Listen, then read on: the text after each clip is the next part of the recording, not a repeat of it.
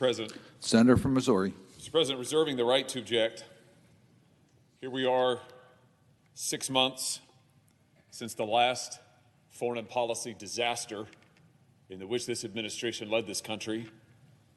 The disastrous withdrawal of Afghanistan, 13 service members killed, including one from my home state of Missouri, dozens more wounded, hundreds of civilians killed, hundreds more, maybe thousands of American civilians left behind enemy lines to terrorists to fend for themselves. Still hundreds of Americans stranded there in Afghanistan as we speak. And what accountability has there been in this time? Who has been relieved of duty?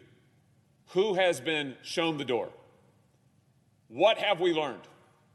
The answer is there's been no accountability. No one has been relieved of duty. No one has been shown the door. And now this administration has bumbled to the brink of another foreign policy crisis that they have helped create, having denied Ukraine military aid, lethal aid when it asked for it last spring, having stuffed dollars in Vladimir Putin's pockets by greenlighting the Nord Stream 2 energy pipeline.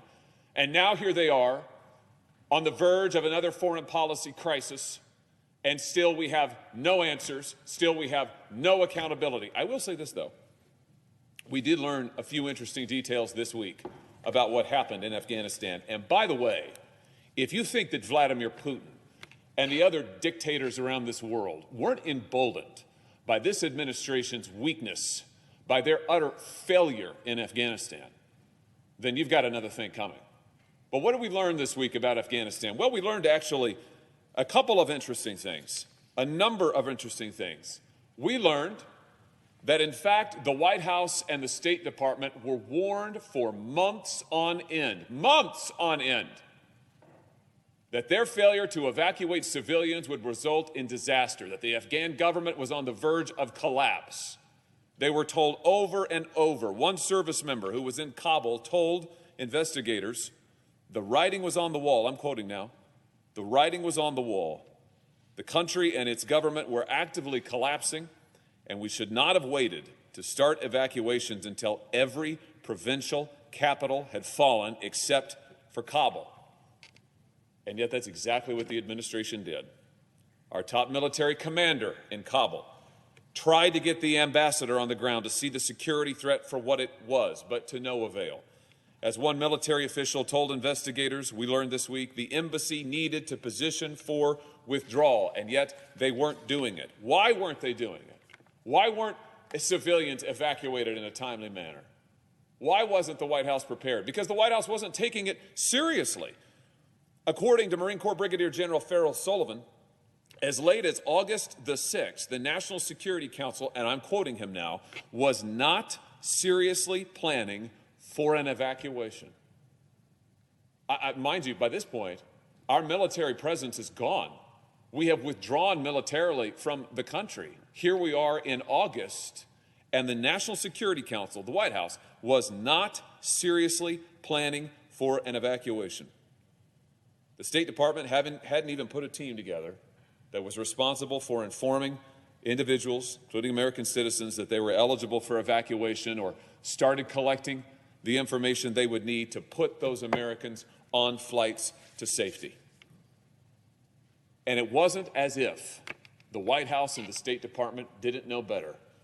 Our top military commander on the ground in Afghanistan warned as early as March, he has testified, that he said the security situation in Afghanistan was dire and collapse could come quickly. When the United States withdrew, collapse could come quickly. He said it in March. By July, our troops are gone. In August, the administration still hasn't started planning. Here's what the top commander in Kabul said. He said, I think we could have been much better prepared to conduct a more orderly evacuation, civilian evacuation, that's what a NEO is, if policymakers had paid attention to the indicators of what was happening on the ground and the timelines associated with the Taliban advance and the Taliban intent to conduct a military takeover. That's what we learned this week. that the White House was told over and over and over again and did nothing.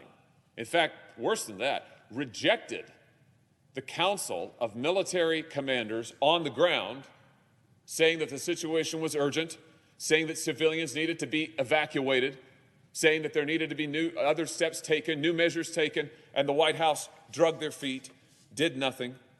And so what was the consequence of that? Well, we also learned this week that the consequence was a rapid, chaotic rush for the exits once the White House suddenly and belatedly realized they'd bumbled into a crisis. Once they realized that they had left American civilians with nowhere to go. Once they realized that they had a collapse on their hands that they had not planned for, despite being warned repeatedly.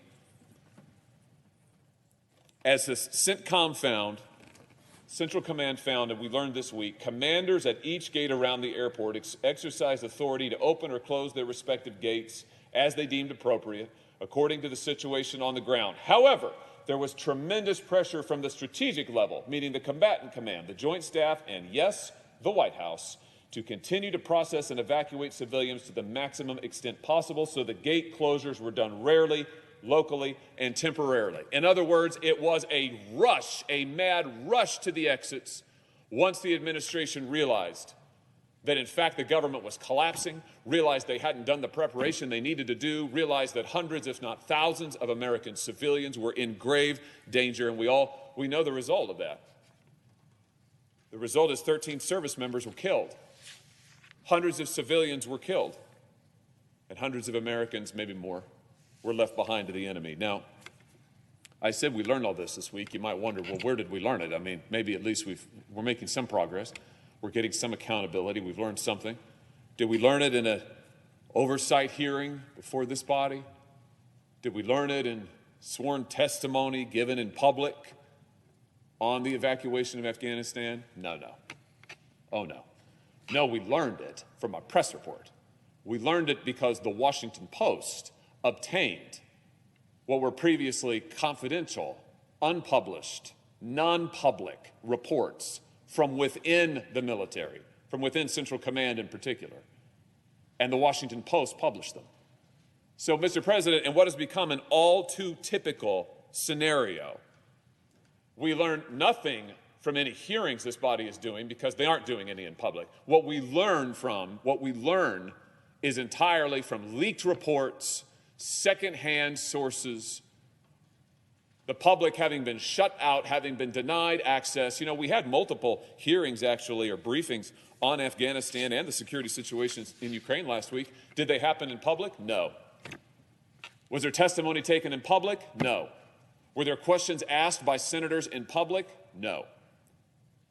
Mr. President, I'm willing to come to this floor as long as it takes and insist on regular order as long as it takes until there is accountability for what this administration has done in Afghanistan and now what it's bumbling towards in Ukraine.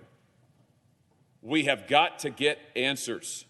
Why is it that commanders on the ground warn over and over that disaster is imminent and the White House does nothing? Why is it that the White House and the State Department deny the request for a civilian evacuation? Why is it that we are still here all these months later and the only answers we can get are from leaked reports in the press? Why has not this body done its job to conduct rigorous and serious oversight hearings in public for the American people to see?